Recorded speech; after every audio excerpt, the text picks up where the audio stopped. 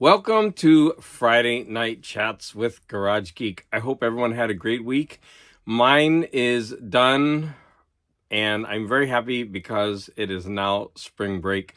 I have 10 consecutive days off, and to celebrate, my husband and I went out. I picked him up right after school, and we went out for a few hours. Stopped at a couple places, had drinks and snacks, walked around, had stopped again, drinks, snacks, kept it going. We were supposed to go out to dinner, but by the end, my back was hurting. I had been standing all day, and he said his feet were hurting. But I was supposed to take him out to dinner at a restaurant, and we had chosen a restaurant, but I wasn't even hungry anymore, and he was getting mad at me because he's like, "Well, don't lie to me then if we're supposed to go out for dinner." But I don't think he really wanted to go out to dinner. He was just being cranky at that point. I don't know why I needed to tell you that. But anyways, we had a nice night. It was fun. Okay, so I'm going to be showing pictures and all that jazz. But I'm just so happy because I'm on spring break. And I've got a couple of places to go. I definitely have to do my taxes this week, which is a huge bummer. Oh, I hate doing taxes, but I always leave them for spring break.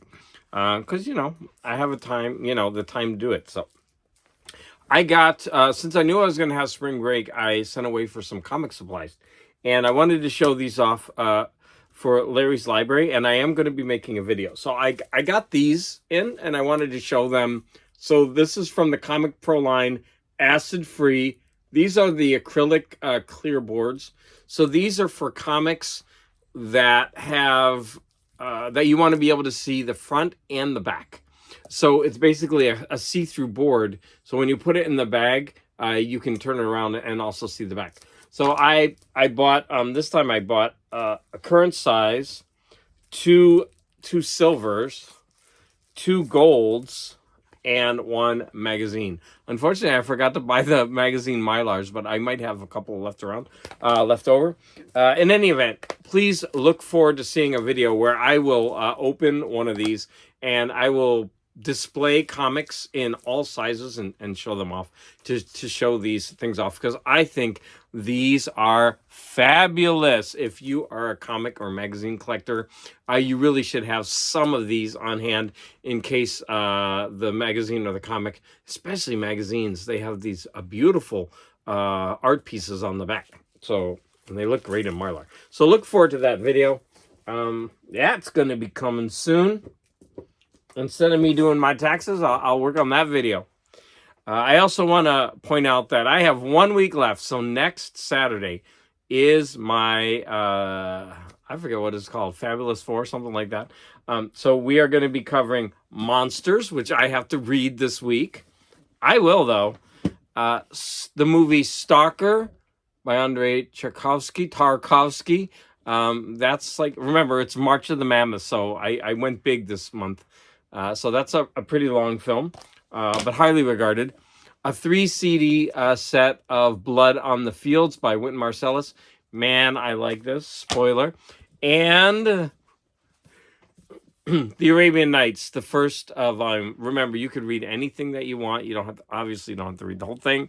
You could read one story. You could read a compilation of it. I'm only 100 pages in, and I've got 800 more to go. So I am definitely going to be setting aside a few hours every day to read this book if my plans go well. And I'm not going to beat myself up if I don't finish it. So that's not the point. Maybe. Okay, so that's next Saturday. Enough to chat about that. So what did I do this week? It was a busy week, right? Just trying to get through school. So here we go. I'm going to go ahead and get this started. I actually didn't make a list. I have pictures of everything. So hopefully I won't be jumping around too much. Oh, I wanted to start off. I actually will have this plugged in because I only have 16% on my iPad. So hold on. Got to unplug that. So I was at the book convention, and I forgot to show this picture. So this is for Kim. This is music. I found a Reptilicus paperback book, and look at the price on it, $100. And it's just a novelization of the movie, and it's by Dean Owen. So I don't think it's a translated version. I think I think it was originally written in English. It came out um, originally 35 cents, Monarch Books, and it's a Monarch movie book. But wow, a high tension story of a prehistoric monster no modern weapon could kill. Reptilicus. If any of you remembered, this is music, I think, recommended this movie. He recommended a bunch, but this was one of the only ones that I could watch for free. And I watched it. It was hilarious. It was awesome, good fun. But there you go. That book. I actually saw it and I pulled it out and I was like, $100. But that's crazy, huh? $100 for that paperback book. All right, enough of that. I don't know if I should show this. I found a really, like, there is so much smut and sleaze and racism. I don't even know if I should show this, but this is such a really, like, it's bad. I'm gonna go ahead and show it. So this is called 12 Chinks and a Woman. I hate saying that. This is horrible. A strong-armed detective fights the world's most vicious racket. I mean, that, like, when I saw that, I pulled out, I was like, my jaw was hitting the floor. I was like, that's pretty bad. Like, the title alone, like, James Hadley Chase. But the books there was just rife with sex and sleaze and racism. I mean, they are products of their time, right? So I'm going to go ahead and take one of these because my voice is kind of scratchy. So a book that I listened to this week is James Baldwin, If Beale Street Could Talk. Now, a friend of mine, she was reading this with a friend, and I was like, you know what? I haven't read James Baldwin in a long time, so I'm gonna listen to it too. So there you go, James Baldwin, If Beale Street Could Talk, and I actually really enjoyed this. Most of it is first person from a very young woman. This takes place African American family. The young woman and the young man are become lovers and are planning to get married.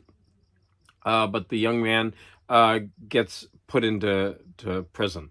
And so most of the book is a struggle for her and her family to try to get him out of prison.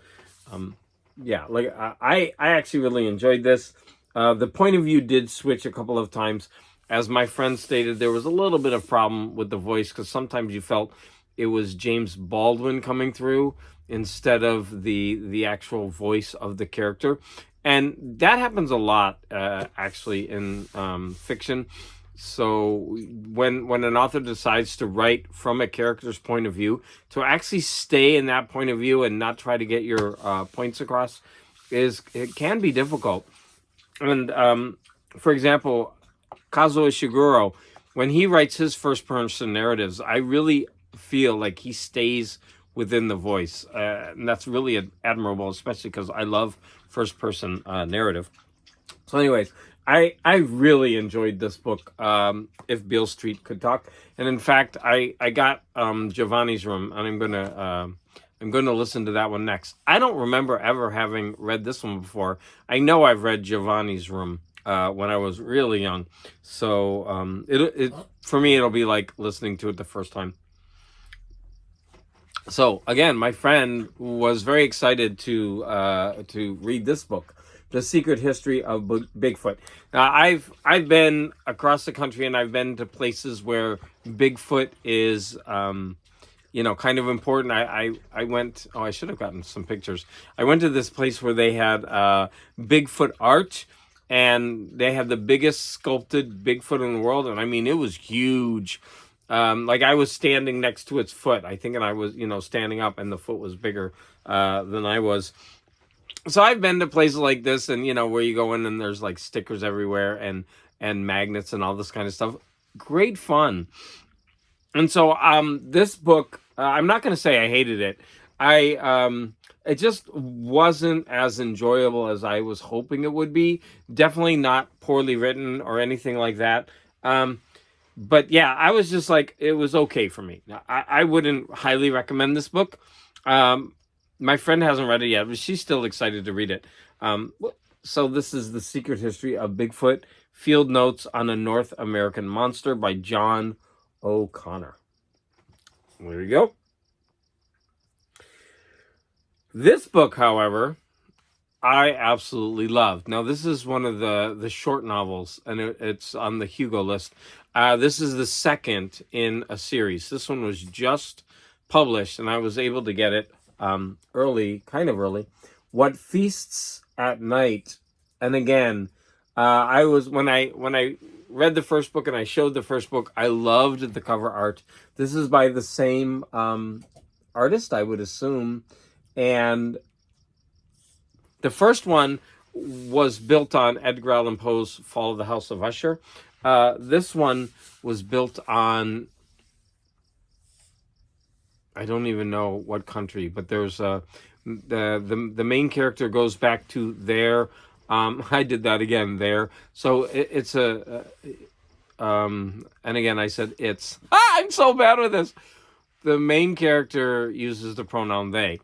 And so they went back to their home house. It's more like a manor type of thing. And there's some kind of mythological creature that is preying on people. And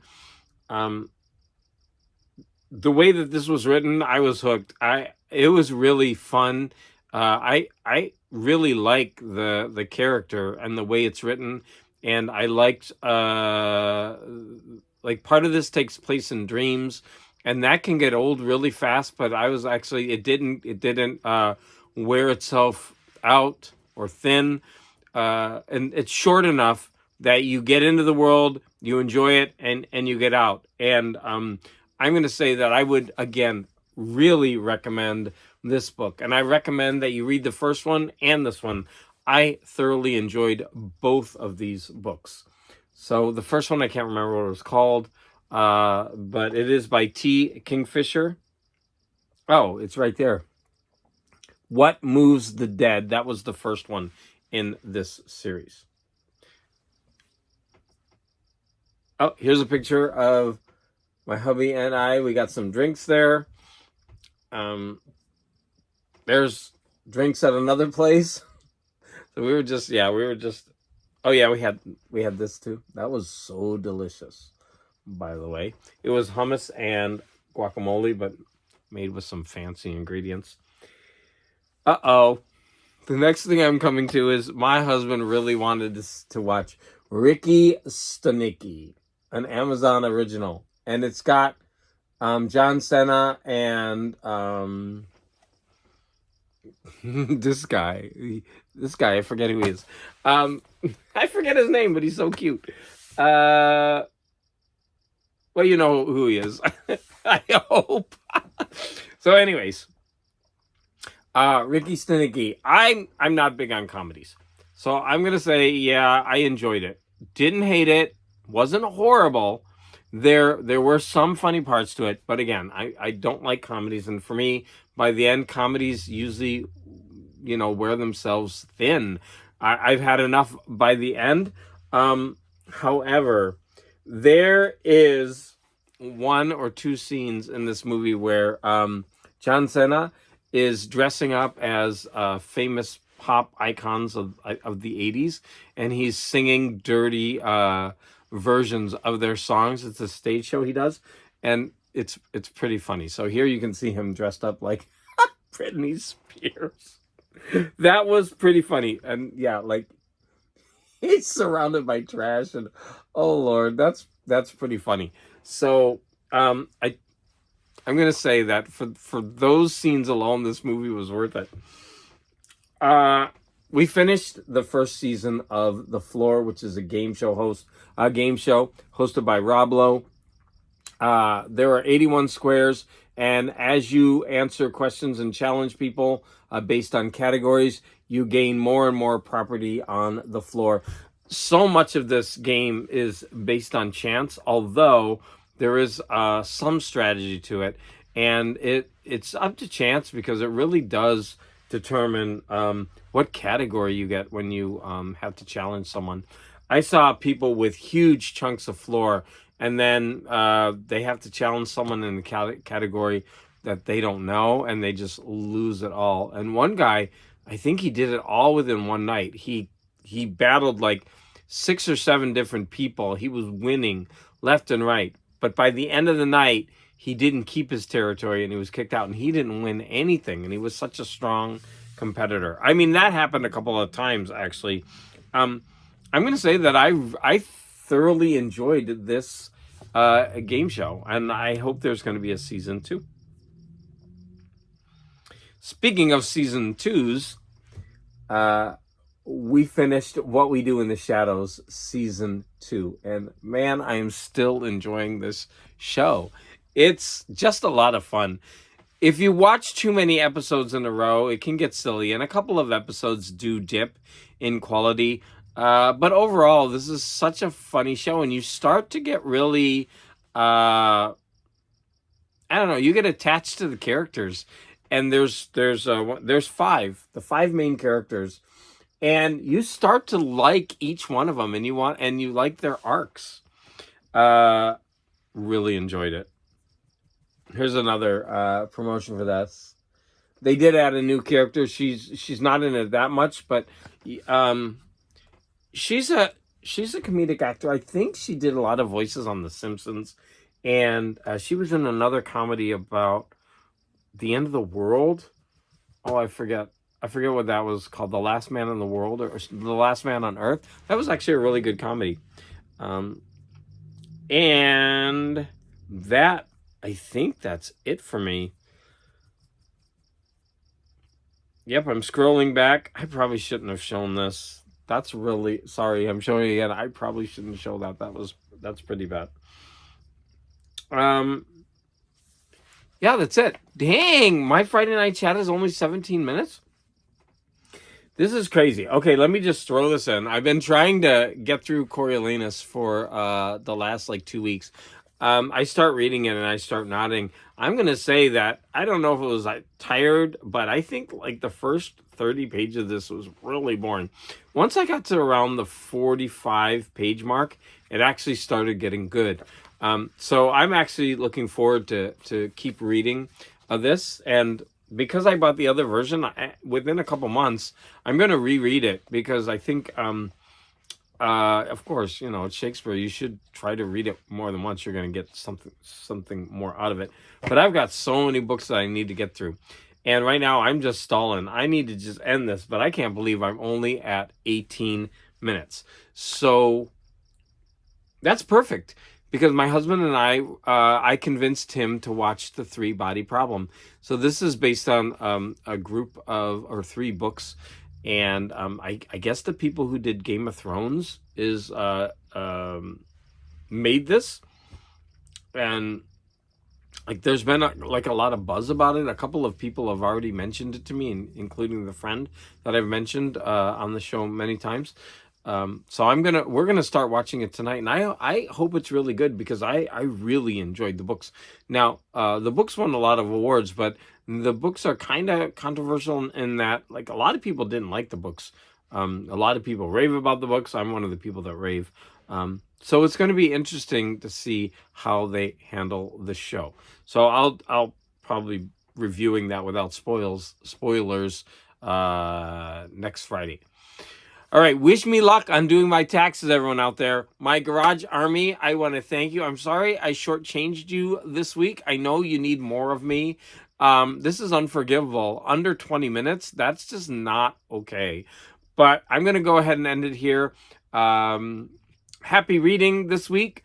I hope some of you will be taking part in my Saturday live stream, not tomorrow, but the next Saturday. And I'll be putting out an announcement for that with the link probably in the middle of the week. Again, I want to thank all of you out there for the support, and have a great spring break if you happen to be off work, like I am.